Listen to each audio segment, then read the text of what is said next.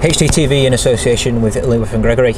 Sean, away ticket priority is a hot topic at the club at the moment, and you've been consulting with supporters at the ATT meetings, and you just announced a new away ticket priority point scheme. What is it, Sean? Yeah, the away ticketing priority has always been a fairly contentious issue, really, and it's always been a challenge for the club to try and create a fairer system as possible. Taking into consideration the technology that we've got, the records, how we sell tickets. So it's been a challenge. I think we launched it last year on terms of the different categories of priority, and we had a lot of feedback from supporters on that. So we agreed that we would monitor, we would review how it went, and we've done that through the year. And as you said, we've been chatting to the ATT and listening and monitoring what people have talked about and looking at the systems as well. And we have invested more in the systems, so now we're introducing a new loyalty points scheme. Yeah, I think one of the things that we picked up on last year was this element of history of supporting the club.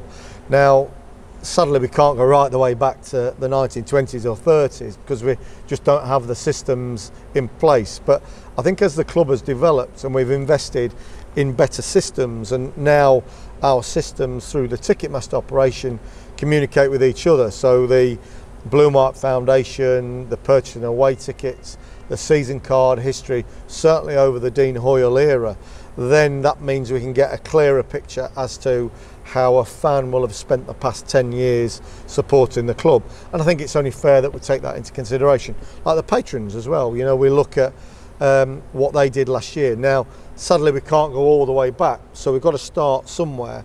And last year was probably our starting point for how we could introduce the new systems and the information that we could collate last year into the new system that we're going to be bringing in.